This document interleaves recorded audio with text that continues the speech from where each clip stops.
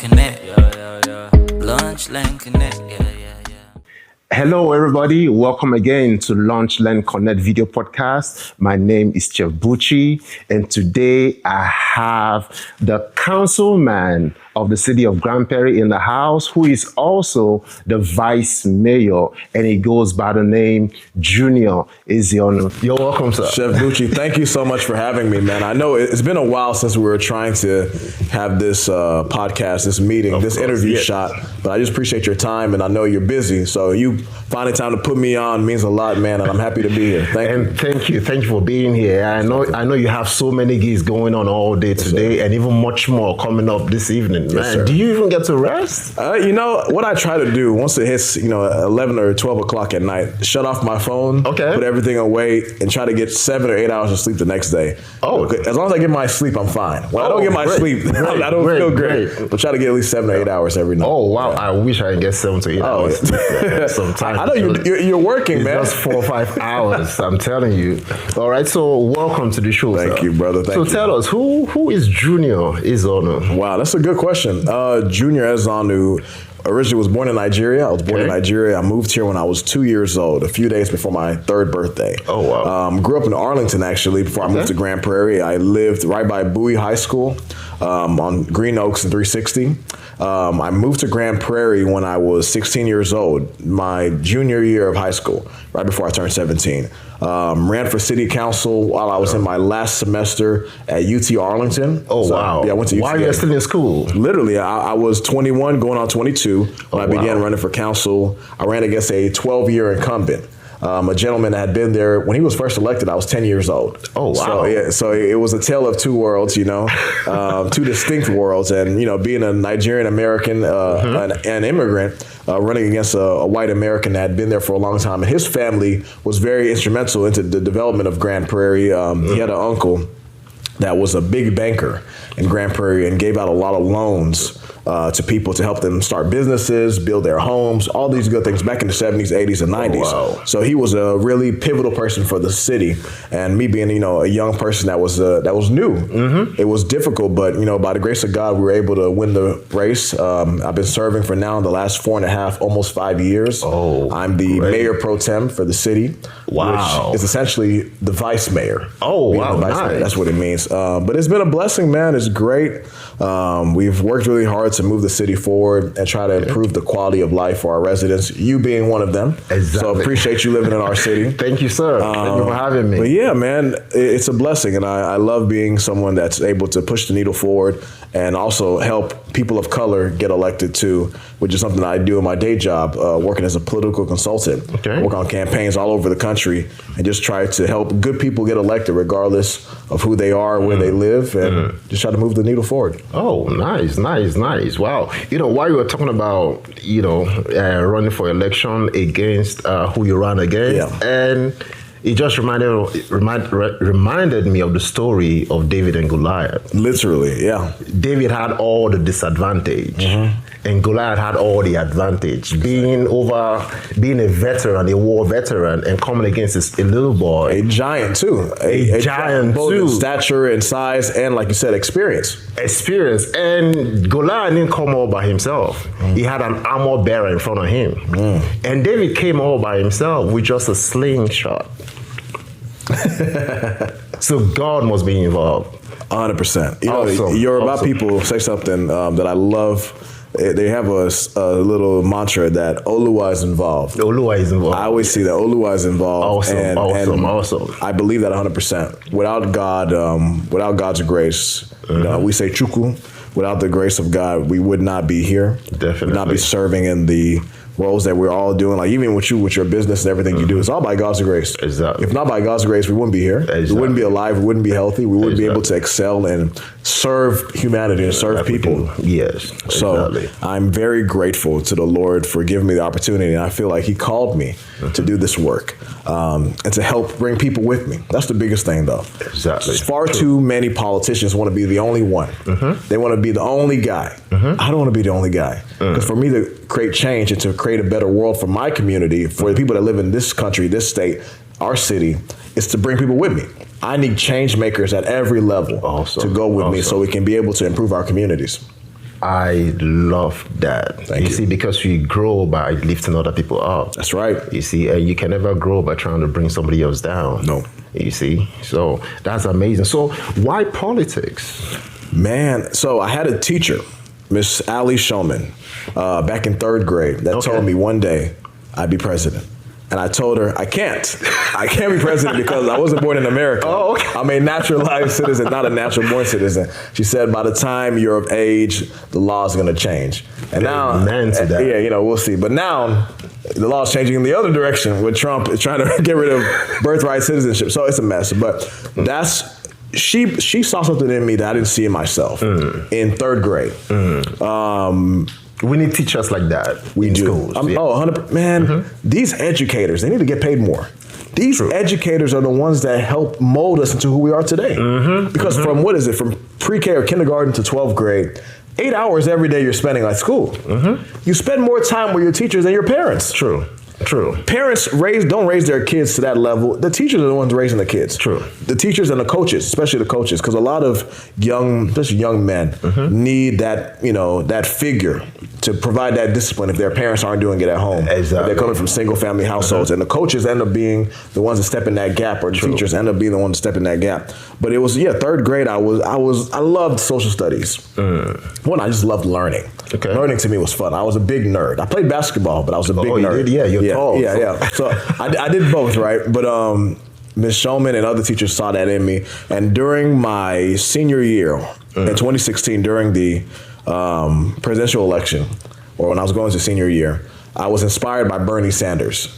Okay. Bernie Sanders inspired me, and I was like, I don't agree with everything he says because he calls himself a socialist. I'm not a socialist, but I love his heart for people, for humanity, the care that he has for the common man and the common woman, and to help uplift those that are at the bottom. I said, I want to be like that guy. Okay. So that's when I had my real political awakening, when I was in high school, about to graduate. And then I decided that politics would be the route that I would use to provide change in my community and to help improve people's lives. That's the biggest thing I care about, is just making people's lives a little bit better every single day. Oh, nice. The fact that you understand that it's a calling that you have from God makes the difference. Yeah.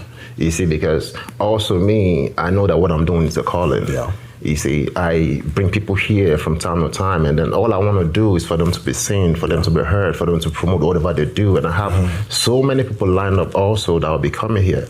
I just want their voice to be heard. Yeah. You see, so that is really beautiful. You understand that it's a calling that you have, and by God, you achieve that which God has called you to achieve. I claim it in Jesus' name. Yes, in this your political mission. Awesome. So what is, you said you can be president. Of course, the laws can change before you get to that point. Anything is possible. Especially in this country, anything is possible. In this country, and with God, in any country, anything is possible. So, but what do you see really for yourself?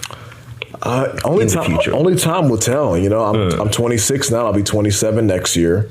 So I have a good amount of time ahead of me, by God's grace. Awesome. I'd love to serve in a higher capacity in the future, but I'm not in a hurry right now. I'm just taking it, day by day. Awesome. And if there's an opportunity that does present itself, I'll take it for sure. But I really enjoyed serving on the city council. It's fun.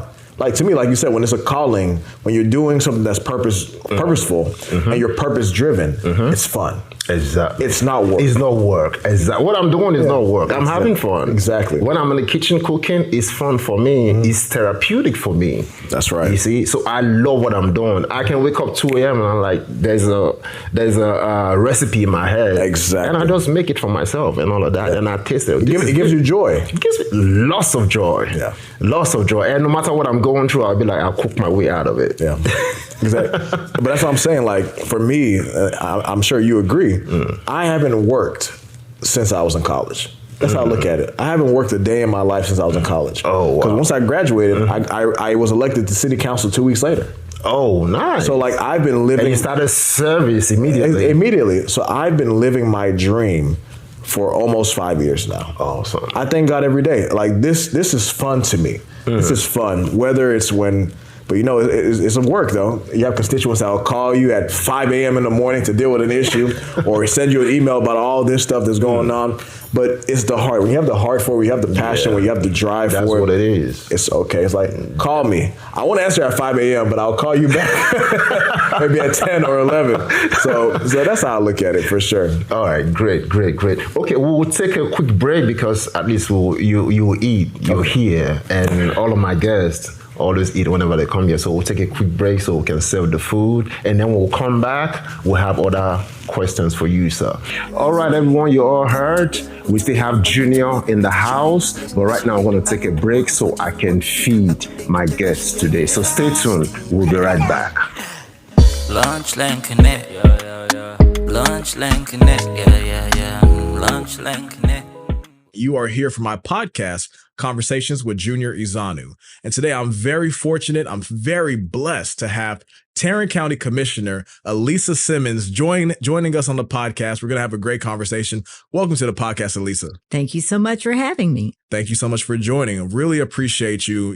You're someone in our community that is very well known, very well liked. You've served and done a lot of work in the community. In Arlington, you served as the NAACP president for, how long did you serve in that role? Lunch Lane Connect, Lunch Lane Connect, You're all welcome back. This is Lunch Lane Connect video podcast, and my name is Bucci, and I'm still here with a very important personality. He's the councilman of the city of Grand Prairie. Thank you. And the vice mayor, or they call him Mayor Pro Tem for the city of Grand Prairie. Yes. So thank you, sir, for coming on the show. My brother, hey, let me tell you, this guy just fed me, man. The coconut rice was amazing. Thank you. The pepper soup, the goat's pepper soup was amazing. I'm full. I don't need to eat anything for today or tomorrow. I'll be good. But thank you, Chef Bucci. Thank you. You got to send me the link for where I can order some more of this because this was amazing. Amazing. So good. It made me feel like I was back in Nigeria. So that's the idea. So it's working. Yeah, it's working, man. I appreciate it. Thank you so much. Thank you. It was very, very good. Very, very therapeutic. I like that. And that was what I was about to ask you. How did you like the food? But you said it all. Man, it's the only thing on my mind right now is the food. How can I get some more? My goodness. I got you. So guys, what I want to tell y'all, if you don't know, so Chef Bucci actually has catered a few of my events in the city. Every year I do a back to school picnic. So we do a back to school drive and we accompany it with a picnic with food from different cultures. And he's catered with suya before in the past. You brought that one drink. I forgot what it's called. Chapman, yeah. So he brought that, and every year we have Nigerian food, we have American food, we had Jamaican food this summer too. So Chef Bucci, that's how we met, through Suyo University. We've been good friends ever since, and I didn't know he was this talented where he can make everything else. So I'll be having to call him for some other things in the future. I appreciate that. So you thought it was just suya? I thought it was just suya. Wait till you tried Nkwobi. Jesus. Why didn't get boom?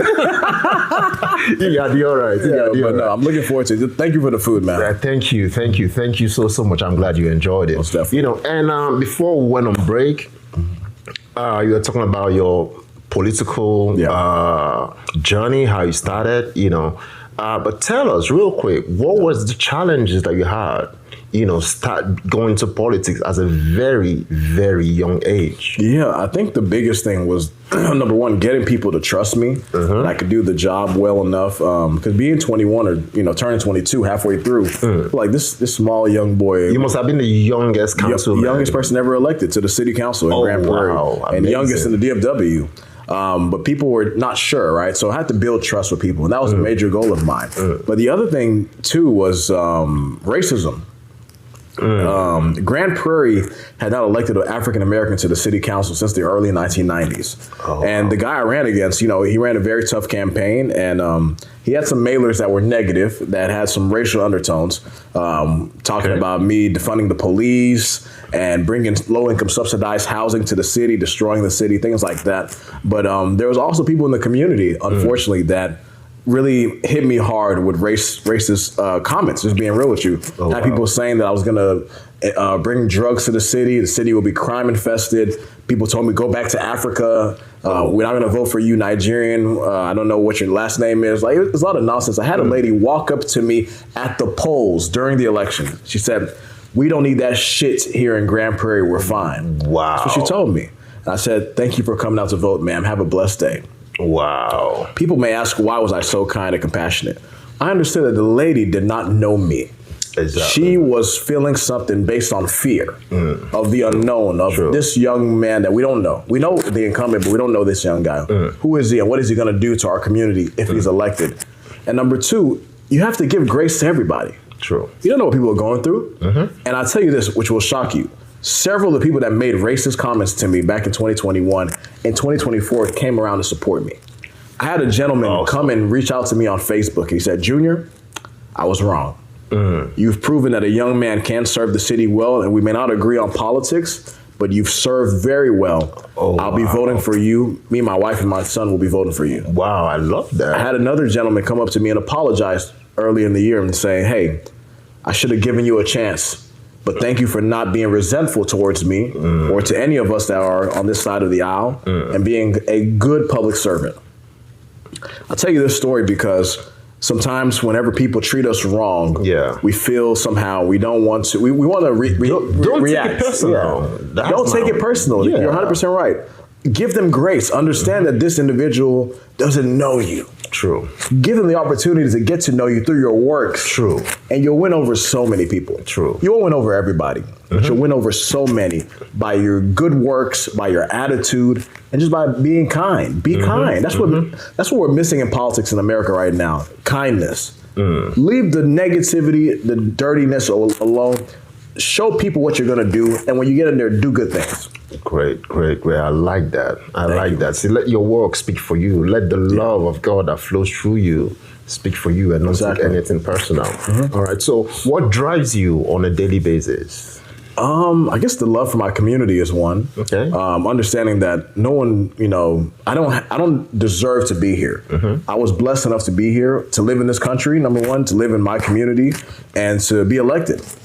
Many people have run for office and never won a race, right? True. And I know the privilege that I have, but it's temporary. And that was your first race? My first race. And you won. Oh, yeah. That's great. Yeah. I thank God. It's God's grace, man. But at the same time, all of this is temporary, my brother. All of this is temporary. The amount of time we have in this office to serve is temporary. True. So in my mind, I'm like, okay, what can I do to utilize and maximize all that I have within this short period of time? How much good can I do for my community? How much good can I do for the city? How much good can I do for those that don't have a voice? How much good can I do for those that do have a voice and bring everybody together? So that's what drives me, is knowing that I have a limited amount of time to do this work. It's not forever. I won't be in government forever. I won't be on city council forever. But while I'm here, let me do good work and then bring good people with me. Like you said, we rise by lifting others. Exactly. So that's what drives me and keeps me there. And just remembering my why, remembering my purpose, what pushed me to do this work. True. And that's my community. My community invested so much into me as a young man, and people believed in me and gave me grace when I messed up. So I have to return that favor to the next generation and pay it forward. Awesome. That was really amazing. You see, and a whole lot of things that you said resonates with me, understanding how not to take things personal when people go against you, So beautiful. Now, next thing, what do you say to young people, young immigrants, that have passion for politics? What do you say to them? The first thing I would say to them is, like anybody else, it's really important to understand the political dynamics of your community. Understand the systems, understand the customs, the culture. And if you're someone that grew up here, like for me, it's easy. I was born in Nigeria, but I moved here when I was 2. So the cultural assimilation, is here. Yeah, true. Exactly. I understand my Nigerian roots through my parents, and I'm still proud of my culture and my roots. But I didn't have to assimilate or understand how everything worked. I was already here.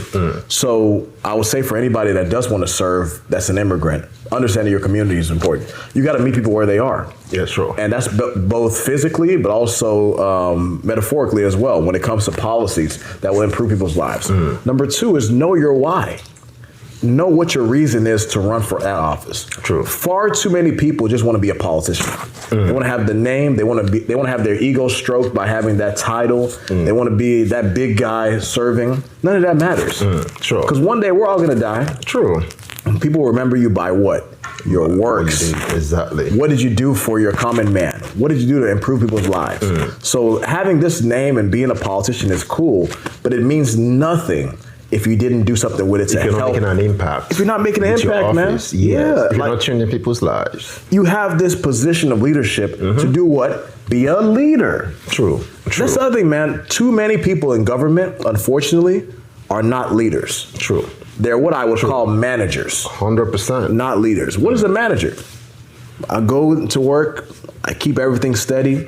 I don't change too many things. I don't want to make no one sad or sign the things you need to sign. Yeah, I just do it and I go home.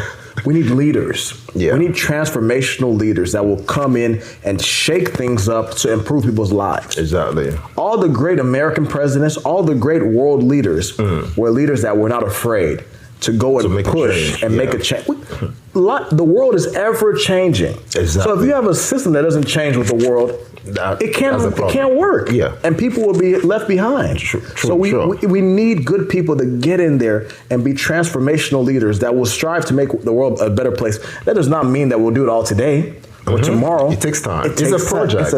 Thank you. It's a project, but you got to put in the time and the work in place so we can reach it over time and take those gradual steps towards progression.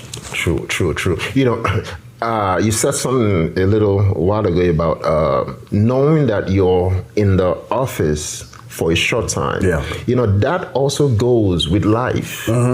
We're all here for a short time. Yeah. So what is the impact you're going to make? Yeah. What are you going to do?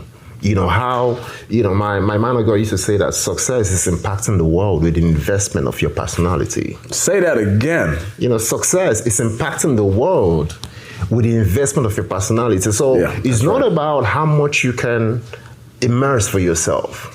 It's about how much you can impact to other people.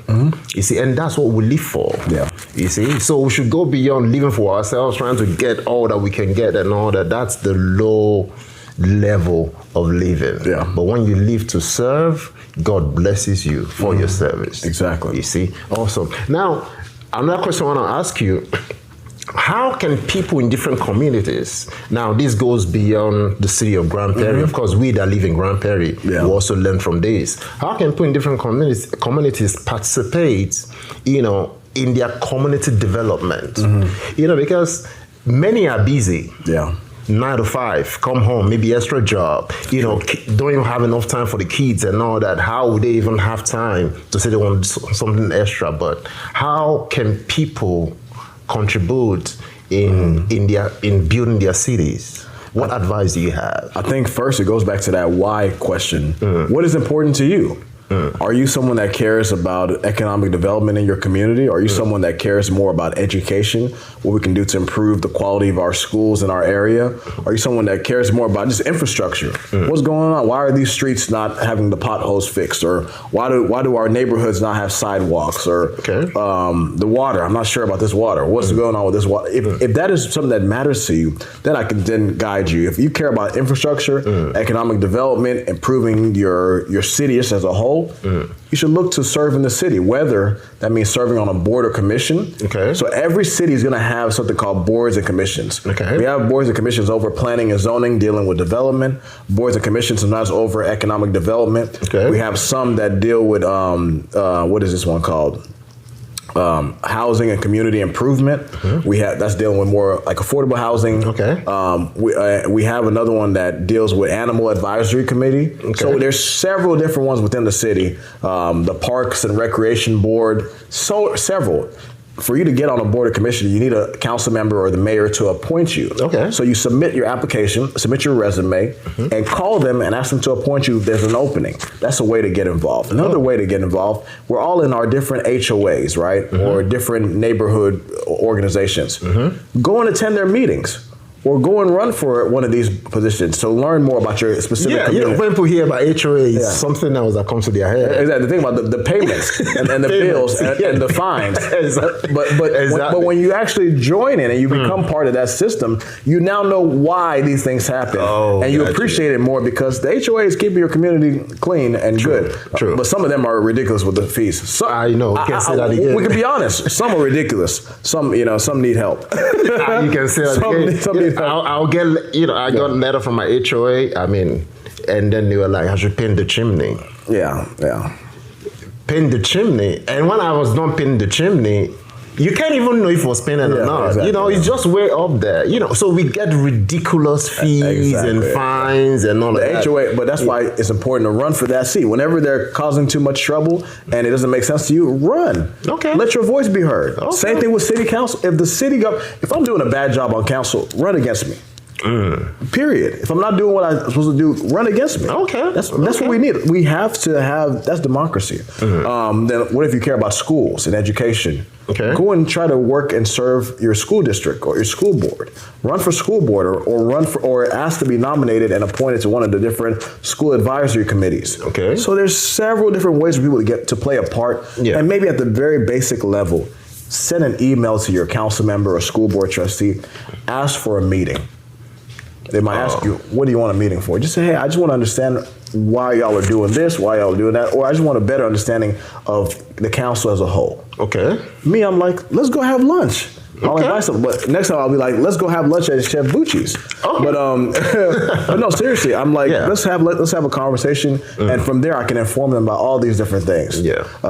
That's what a lot of council members do as well, the good ones. Okay. So that's what I would recommend. Just take that first step and figure out why and what's important to you, and then go and call someone, ask for help, or heck, ask me, call me. I'm always available. Reach me on social media. I'll do that. I'll call you because I would like to participate more in the city. That's what we need. In every way that I can. We need more people that are active and engaged. When more people are engaged in our community and engaged in what's going on, it makes our community a better place and helps everyone feel like they have a piece and a part to play. And the city is really improving. A whole lot of things coming up in the Epic West, Epic my goodness, East and all that. And I was driving past the other day, I saw the Top Golf coming in here. I said, ooh, can't wait. Grand Prairie is growing, man. You guys are doing amazing work. It's a blessing. You guys are doing amazing work. I love that. Okay, so thank you so much for coming. It's such a great blessing to have you on the show today. But this is only the beginning. That's right. We will bring you right back. And I want to use this opportunity to also thank you for coming on our Launch Learn Connect a few years back, and you spoke at the event. Thank you so much. We appreciate you. And all the time, you always take our time to be at different events that you're invited to. Yeah. You're just serving and serving and serving. And I want to let you know that we all appreciate you. Thank you. We, the African community in Grand Prairie, even go beyond Grand Prairie to other cities to represent and to be there for people. So thank you so much, sir. It's my pleasure, man. And thank you for having me. And I'll be back. Definitely. I'll be back for sure. I got to have this lunch again, man. No, but Chef Bucci, thank you for what you do in our community as well. Thank you for always creating an open and I think safe space where people can come collaborate, learn more about each other, meet people, network, and share a nice meal. Thank you. And support a local small business owner. So appreciate what you're doing, my brother. Thank you, sir. We'll be in touch. Sir. God bless you. Thank you. God bless you too. Thank you. All right, you all, I hope you enjoy that. This is something that some of you need to watch over and over again because there are some nuggets that were shared. And also, this also gives you light how you can participate in your various cities in community building, okay? So from this point, we're saying goodbye for now and we'll be back. All right, so thank you, sir, Mr. Councilman, Vice Mayor. Thank you. Brother. So great to have you. All right, so we'll see you again. My name is Chef Bucci, and this is Launch Learn Connect Video Podcast, and see you in the next shoot. God bless you. Launch Learn Connect, Launch Learn Connect,